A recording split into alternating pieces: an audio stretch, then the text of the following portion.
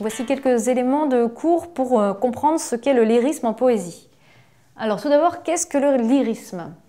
Le lyrisme, c'est un registre littéraire, qui se place à côté d'autres registres littéraires, comme par exemple le comique, le tragique, le pathétique, ou encore le dramatique. Et donc on va dire d'un texte, on peut dire parfois d'un texte qu'il est lyrique, donc qu'il relève du lyrisme.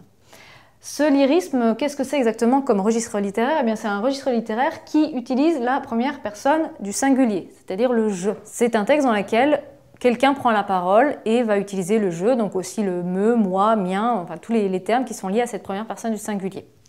Et par ailleurs, comment est-ce que parle ce je? Eh bien, il va mettre en avant ses sentiments. Donc le lyrisme, c'est un registre littéraire qui met en avant les sentiments de celui qui parle ou qui chante. Je vais vous expliquer pourquoi on rajoute qui chante.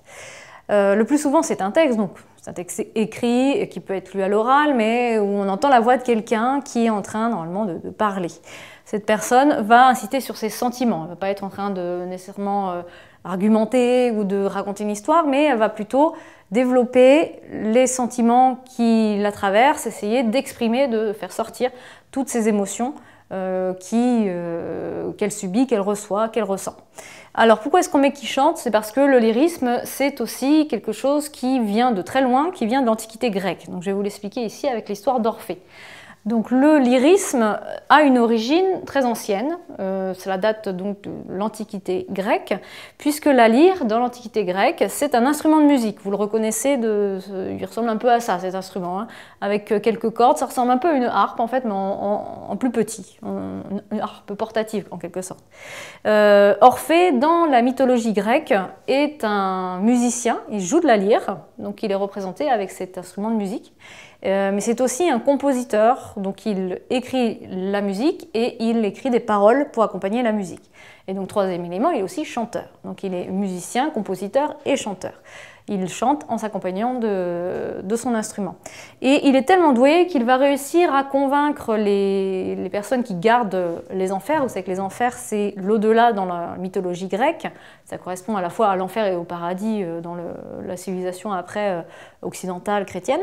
Donc c'est tout l'au-delà, les enfers, dans la mythologie grecque, et Orphée veut aller retrouver la femme qu'il aime, qui est morte, qui s'appelle Eurydice, et qui est dans les enfers. Donc il va convaincre les gardiens des enfers de le laisser descendre dans les enfers en chantant. Il va leur chanter des compositions qu'il a produites. Il va convaincre, il va séduire comme ça les gardiens des enfers qui vont le laisser aller récupérer Eurydice, mais on va lui demander de remonter en ne se retournant pas, en ne regardant pas si Eurydice le suit. Et le risque, s'il se retourne, c'est que Eurydice ne puisse plus le suivre et qu'elle soit pour toujours enfermée dans les enfers. Bien sûr, Orphée va être tenté de vérifier parce qu'il se demande si on ne lui a pas menti, si ça se trouve Eurydice, elle n'est pas du tout derrière lui, et il résiste, puis à un moment, il ne résiste pas. Il se retourne, il voit qu'Eurydice le suivait bien, mais bien sûr, elle disparaît à sa vue au moment même où il se retourne, elle est perdue à jamais. Donc Orphée, c'est un personnage assez fort et à la fois assez, on va dire, tragique, parce que la fin de son histoire est très malheureuse, et c'est surtout ce personnage qui a réussi à vaincre des obstacles grâce à son talent de chanteur, son talent de compositeur, même s'il n'a pas su en profiter jusqu'au bout en respectant les règles qu'on lui opposait. Donc ce lyrisme, c'est le fait d'exprimer ces sentiments-là pour Orphée de douleur en chanson à l'origine, dans l'Antiquité grecque.